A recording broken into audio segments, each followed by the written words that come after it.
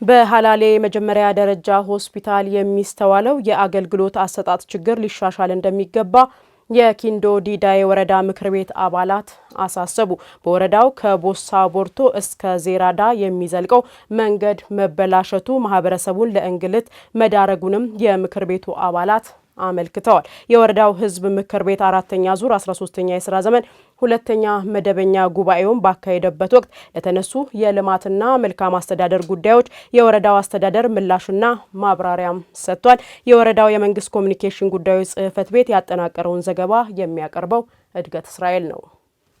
የኪንዶ ዲዳይ ወረዳ ምክር ቤት ባካሄደው መደበኛ ጉባኤ በወረዳው በመልካም አስተዳደርና ልማት ጉዳዮች ላይ በተከናወኑ ተግባራት አፈጻጸም ሪፖርት ላይ በጥልቀት ውይይት ተካሂዷል። በትምህርት፣ በጤና፣ በግብርና፣ በስራ ዕድል ፈጠራ፣ በአገልግሎት አሰጣጥና በሌሎች አንኳር ጉዳዮች ላይ ሀሳብና ጥያቄ ያነሱ የምክር ቤት አባላት የሐላሌ ሆስፒታልን ጨምሮ በጤና ተቋማት የሚስተዋለው የአገልግሎት አሰጣጥ ችግር፣ መድኃኒት እጥረት እንዲሁም በተቋሙ የኦዲት ግኝት ላይ እርምጃ ያለመውሰድ ውስንነት ጊዜ ሳይሰጠው ሊፈታ እንደሚገባ አሳስበዋል። ጤና ጣቢያና ሆስፒታል ጉዳይ ቀደም ሲል በተለያየ ሁኔታ ያበላሹ ወገኖች እንዳሉ ተሰምቷል።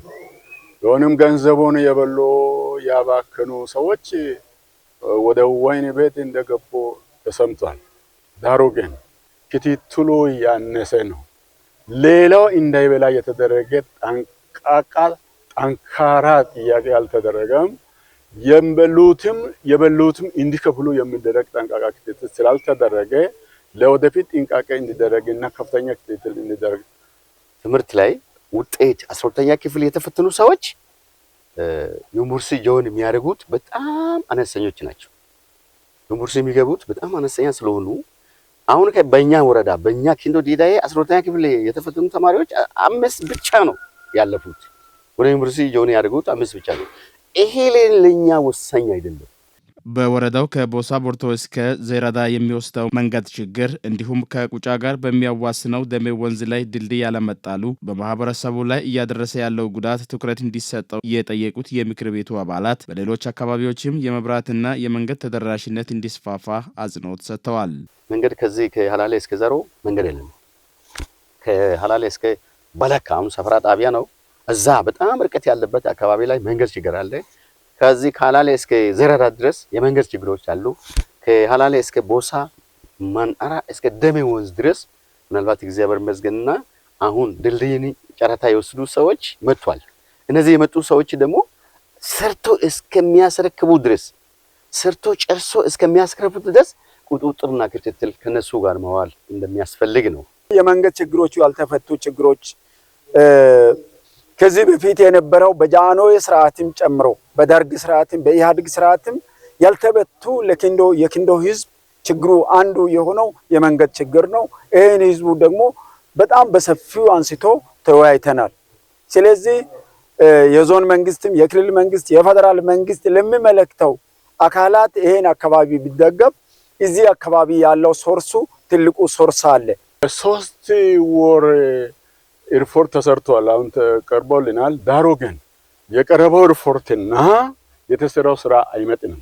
የተሰራው ስራ ወደ ኋላ ሆኖ ሪፖርት በብዕርና በእስክሪብቶ የላቀ ሆኖ ስለታየን ለወደፊት ሰዎች ሪፖርት ሲሰጡ ከፍተኛ ክትትል እንዲደረግ የቀበሌ ምክር ቤቶችን በማጠናከር በአስፈጻሚ አካላት የህብረተሰቡ ጥያቄ ምላሽ እንዲያገኝ የክትትልና ቁጥጥር ስራ በማጠናከር ለህዝብ ተሳትፎና ተጠቃሚነት እንደሚሰራ የወረዳው ምክር ቤት አፈ ጉባኤ አቶ ታደለ ዘለቀ ገልጸዋል። የህዝብ ምክር ቤቶች እንዲጠናከር በ2018 በያዝነው አቅጣጫ በዚህ መልክ እየሄድን ነው። ኦዲት ግኝት ጋር ያለው ጉዳይ እንደኛ ወረዳ ወደ አሁንም ከፍ ያለ እቅድ ከ2017 ወደ 16 ሚሊዮን ከፍ ተብሎ የተያዘ እቅድ እንደ እቅዱ መሰባሰብ ያለበት ልክ ገንዘቡ አልተሰበሰበም።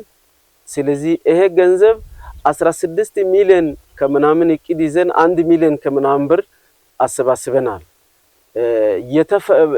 የሚሰበሰበው ገንዘብ ደግሞ በአግባቡ ስራ ላይ እንዲውል አቅጣጫ ሰጥተናል። በተቋማት አገልግሎት አሰጣጥ የሚስተዋሉ ችግሮችን ለመቅረፍና መሰረተ ልማትን ተደራሽ ለማድረግ ህብረተሰብን ያሳተፈ ተግባር ለመከወን ታቅዶ እየተሰራ መሆኑን የወረዳው ዋና አስተዳዳሪ አቶ አበበ ዋኬ ተናግረዋል።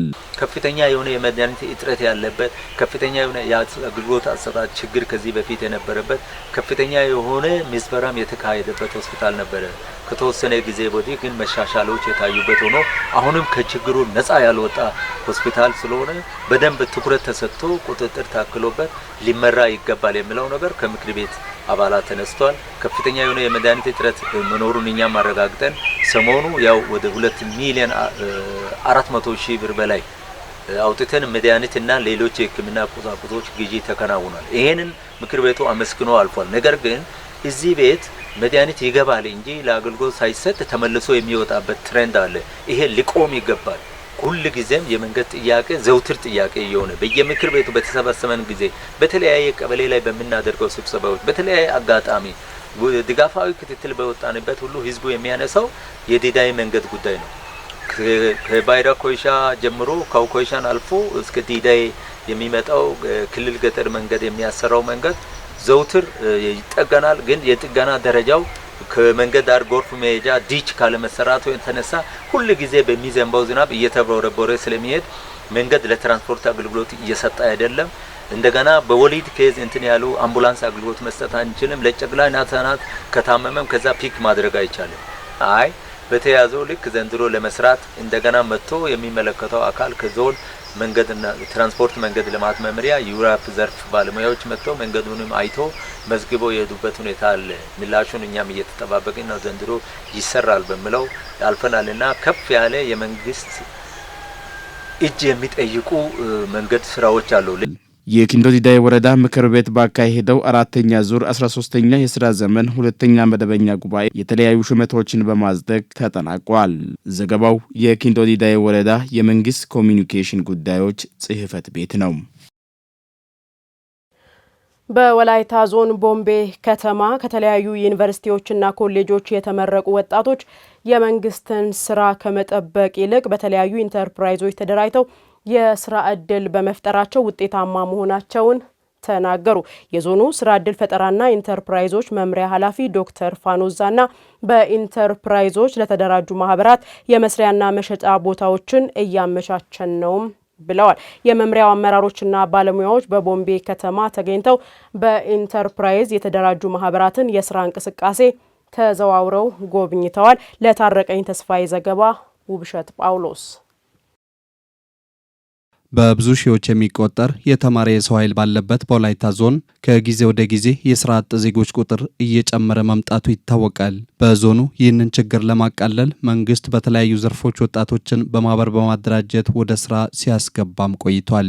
ታዲያ በቦምቤ ከተማም ከከፍተኛ ትምህርት ተቋማት ተመርቀው የመንግስትን ስራ ከመጠባበቅ ይልቅ በግብርና በኢንዱስትሪዎችና በተለያዩ መዝናኛ ዘርፎችን በማህበር ተደራጅተው ወደ ስራ የገቡ ወጣቶች አሁን ላይ ውጤታማ እየሆኑ መምጣታቸው ነው የሚናገሩት። የተመረቁት በግብርና አይደለም በኢንጂነሪንግ ነው። ትክክል ብለሃል።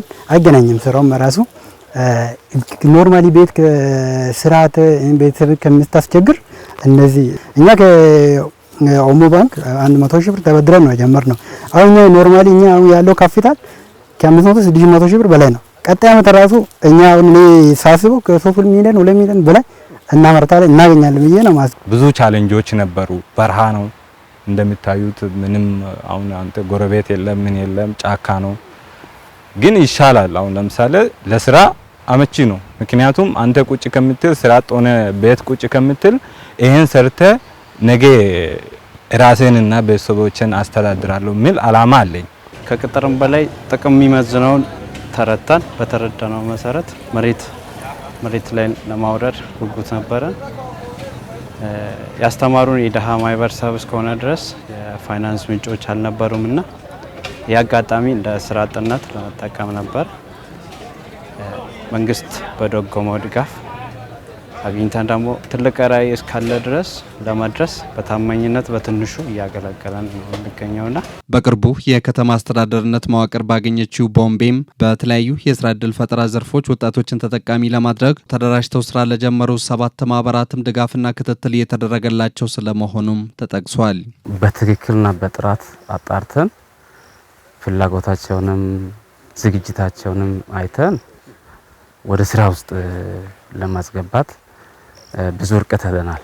በዚህ አንፃር ያው ከተማ መዋቅር አጠቃላይ አስተባባሪ አካላትም ለነዚህ ወጣቶች ስራ ለማመቻቸት ብዙ ኮሚትድ የሆኑ ሁኔታዎች አሉ። አደራጅ መስሪያ ቤት ያለው ባለሙያ ምን ማድረግ አለበት፣ ጽህፈት ቤቱ እንዴት መምራት አለበት፣ ኦሞ እንዴት ማመቻቸት አለበት፣ ኢዳን እንዴት መሰብሰብ አለበት የሚለውን በጥልቀት የመገምገም ስራ ሰርተን በዚህ መነሻ ቀጥልን ደግሞ አጠቃላይ ማህበራትን ያው የዛሬ ሳምንት አካባቢ ይሄን ማህበር ጎብኝተናል። አሁን ቅርብ ጊዜ ወደ ስራ የገቡ ማህበራት የቅድሞቹ አይቶ በእነሱ በጣም ውጤት በጣም ያገኙ መሆኑን ስለተረዱ እነሱም ሰርቶ መለወጥ እንደሚቻል ብሎ ነው የገቡትና በርካታ ማህበራት በአንድ ቀን ጫጩት በ45 ቀን ቀብና ኮክኔ ዶሮ እርባታ ማህበራትም በዚህ በሰርቪስ ሴክተሮችም ላይ ቅድም ያየናቸው አሳ አስጋሪ ማህበራት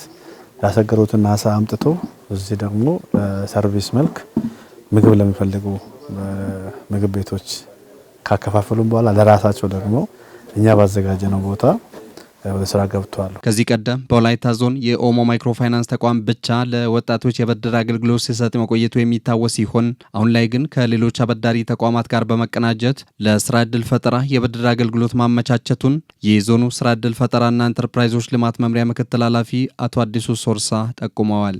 ኦሞ ባንክ ብቻ ነው ለስራ አጥ ወጣቶች የገንዘብ አማራጮችን የሚያቀርበው ማለት ነው። አሁን ላይ መንግስት ባስቀመጠው አቅጣጫ መሰረት መንግስት በሰጠው ትኩረት መሰረት የተለያዩ ፕሮጀክቶች ለስራ አጥ ወጣቶች ብድር ገንዘቦችን እያቀረቡ ነው ያሉት።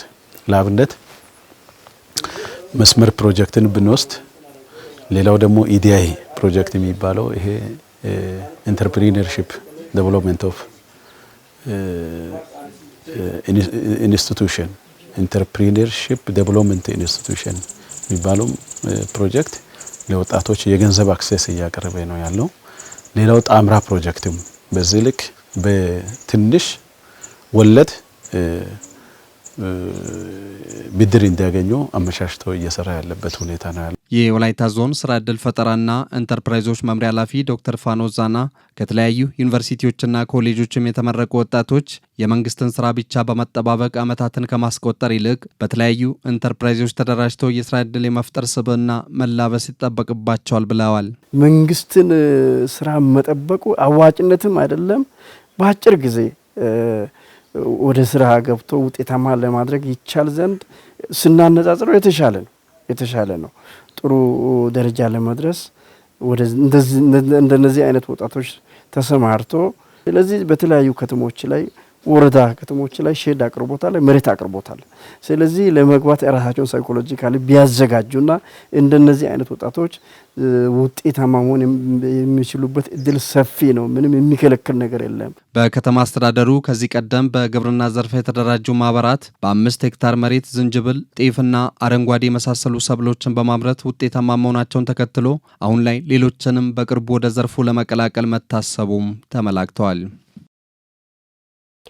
በ2018 የትምህርት ዘመን የተሻለ ውጤት ለማስመዝገብ የመምህራንን አቅም ግንባታ ስልጠናዎችን ማጠናከሩን የቦዲቲ ከተማ ትምህርት ጽሕፈት ቤት አስታወቀ።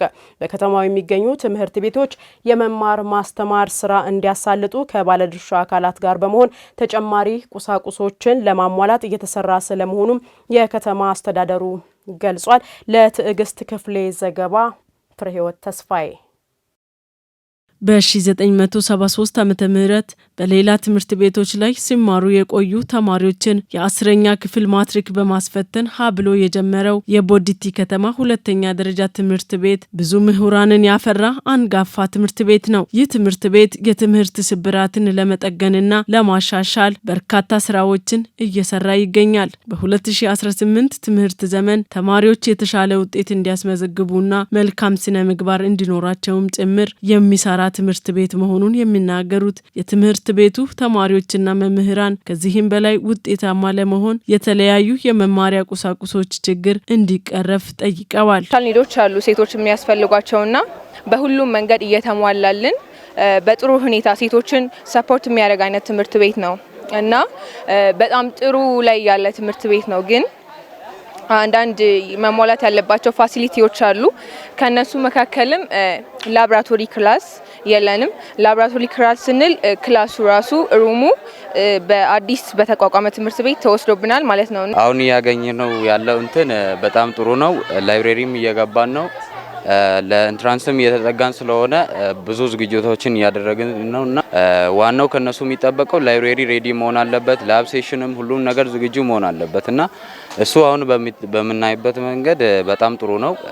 ከነሱ የሚጠበቀውን እያደረጉልን ነው። የሚያስከፍል የሚያለፋ የሚያደክም ትልቅ ኃላፊነት የያዘ ስለሆነ ሁላችንም በክፍል ውስጥ ብቻ ባለን በ40 ደቂቃ ብቻ ሳይሆን ከዛ ከመደበኛው ስራ ውጭም ቢሆን ተማሪዎችን ጠርተን ሳይንሱን ብቻ ሳይሆን ከስነ ምግባር አኳያ በአሁኑ ጊዜ ያሉ ተማሪዎቻችን ብዙ ጊዜ ሁኔታው ጊዜው ባመጣው ባህላቸው ከቤተሰብ ከአካባቢ ይዘው የመጡት አንዳንድ መጥፎ የሆነ ባህሪያቸውንም እንዲያሻሽሉ ጎን ለጎን እሱንም የመከር ስራ እየሰራን ሳይንሱንም እንዲይዙ ደግሞ ተጨማሪ ስራ እየሰራን ለት ቀን ከጎናቸው የሆንን የአባትነት ድርሻ በምንም ሰዓት ከኛ እንዳይለዩ አድርገን እየሰራን እንገኛለን።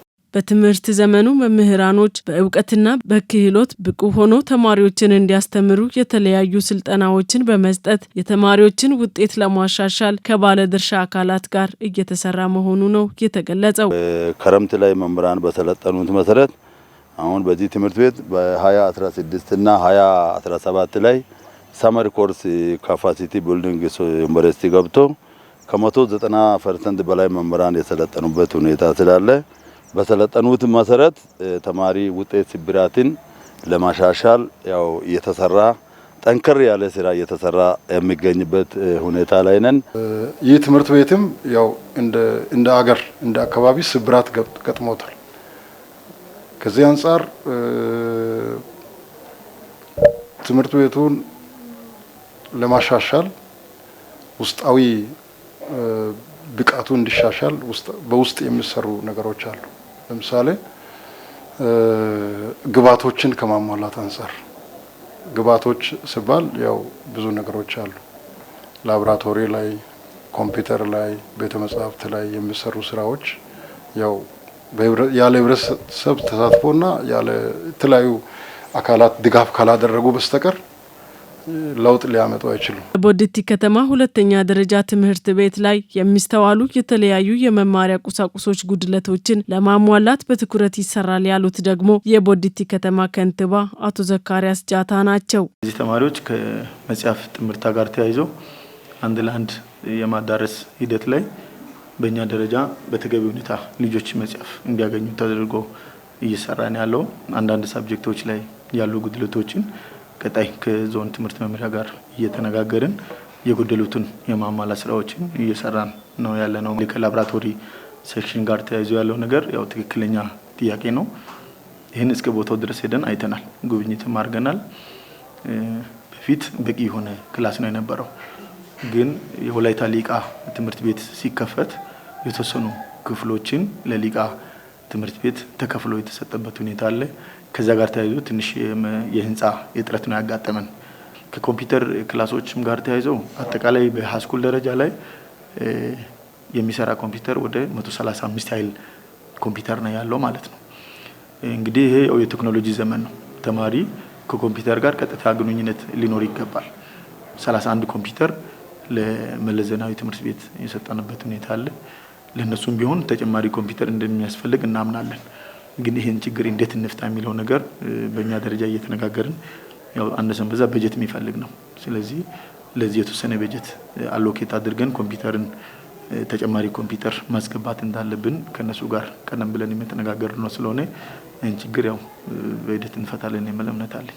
ትምህርት ቤቱ ከትምህርት ስራ ጎን ለጎን የውስጥ ገቢውን ለማሳደግ በግብርና መስክ በትኩረት እየሰራ ነው ተብሏል። ከጎረቤት ወዳገኘነው ዝርዝር ዜና ስንሻገር የአኝዋ ባዮስፌር በዩኔስኮ በሰውና ባዮስፌር ማፕ መርሃ ግብር መመዝገቡ የኢትዮጵያን በብዝሃ ሕይወት ጥበቃና የአረንጓዴ ኢኮኖሚ ስኬታማነት ሁነኛ ማሳያ መሆኑን የዘርፉ ባለሙያዎች ገለጹ። በጋምቤላ ክልል የሚገኘው የአኝዋ ባዮስፌር ሪዘርቭ በመስከረም ወር 2018 ዓ.ም ለኢትዮጵያ 6ኛው የባዮስፌር ሪዘርቭ በመሆን በዩኔስኮ ተመዝግቧል። ኢንስቲትዩቱ ባለፉት 2 ዓመታት የአኝዋ ባዮስፌር ሪዘርቭን ለማስመዝገብ ሲሰራ መቆየትን አንስቶ ዘንድሮ በቻይና በተካሄደው ጉባኤ በዩኔስኮ ማስመዝገብ መቻሉንም አስታውቋል። ትዝታ ታከለ ተጨማሪ አላት። ባዮስፌሩ 6 የተለያዩ ስነ ምህዳሮችን ያካተተ ሲሆን እርጥብ የአፍሮሞንታኒ ደኖች፣ የሽግግር የዝናብ ደኖች፣ የወንዝ ዳር እጽዋት፣ ረግረጋማ ቦታዎችና ዛፍ የበዛባቸው ሳቫናዎች ይገኙበታል። የባዮስፌሩ መመዝገብ የሀገሪቱን የጥብቅ ቦታ ሽፋን የሚያሳድግና የተፈጥሮ ሀብት ጥበቃና ልማት ስራን ለዓለም ለማጋራት የሚያስችል መሆኑን የዘርፉ አመራሮች ገልጸዋል። በኢትዮጵያ ብዝሃ ሕይወት ኢንስቲትዩት የደንና ግጦሽ መሬት ብዝሃ ሕይወት ምርምር መሪ ስራ አስፈጻሚ የሆኑት አቶ አበራ ስዩም እንዳሉት ባዮስፌር ለተፈጥሮ ሀብት ጥበቃና ለሰዎች የልማት ተጠቃሚነት ሚና እንዳለው ገልጸዋል። ይህም ብዝሃ ሕይወትን ለመጠበቅ ዘላቂ ልማትን ለማረጋገጥና ምርምርና ጥናት ለማካሄድ ስራ ላይ ይውላል ብለዋል። የአኝዋ ባዮስፌር ሪዘርቭ ከ1.8 ሚሊዮን ሄክታር በላይ ስፋት ያለው እምቅ የብዝሃ ሕይወት ሀብትና የማህበረሰብ ተፈጥሮን የመጠበቅ ባህልን አጣምሮ የያዘ የጥበቃ ስፍራ ነው ብለዋል። የአኝዋ ባዮስፌር ሪዘርቭ መመዝገብ የሀገሪቱን ጥብቅ ቦታዎች አሁን ካለበት 12 በመቶ ወደ 30 በመቶ በማሳደግ ዓለም አቀፍ ግብ ለማሳካት እገዛ ያለው መሆኑን አቶ አበራ ተናግረዋል። ኢትዮጵያ ያላትን የተፈጥሮ ሀብት የሀብት አያያዟ ዓለም ከዚህ ልምድ ያገኛል፣ ከዚህ መረጃ ያገኛል። ይሄ ማህበረሰብ በተለይ አኝዋ እንዴት የተፈጥሮ ሀብትን ጠብቆ ለሌሎች ትውልድ ማስተላለፍ ቻለ የሚለውን ዓለም ከዚህ ይረዳል፣ ይማራል። ምርምርና ጥናት ይካሄድበታል። ኢትዮጵያ በፈረንጆቹ በ2030 የሀገሪቷን ጥብቅ ቦታዎች አሁን ከነበረበት 12% ወደ 30% እናሳድጋለን። ይሄ ግብ ተጥሏል።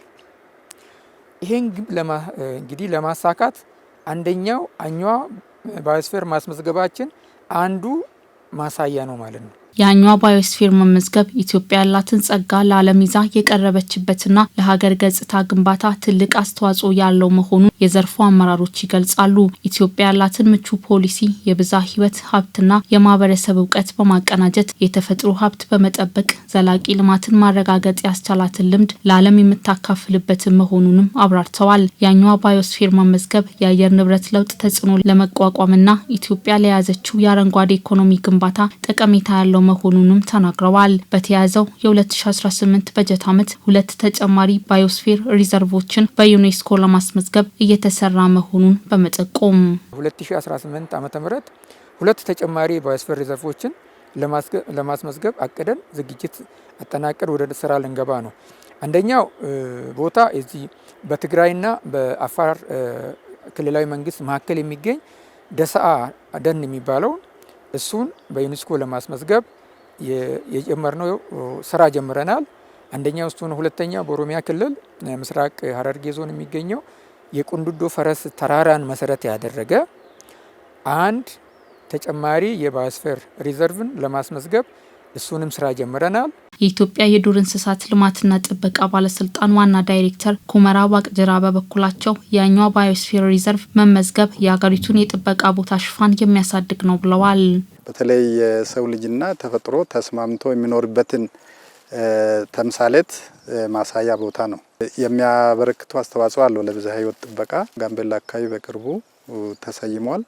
ይሄ እንግዲህ የሀገራችንን የጥበቃ ቦታ ሽፋን ያሳድጋል። የአኝዋ ባዮስፌር የካፋ፣ የሸካ፣ የያዩ፣ የጣና ሐይቅና የመጀንግ ደን ባዮስፌር ሪዘርቮችን በመቀላቀል በዩኔስኮ እውቅና ያገኘ የኢትዮጵያ 6ኛው ባዮስፌር ሪዘርቭ ነው።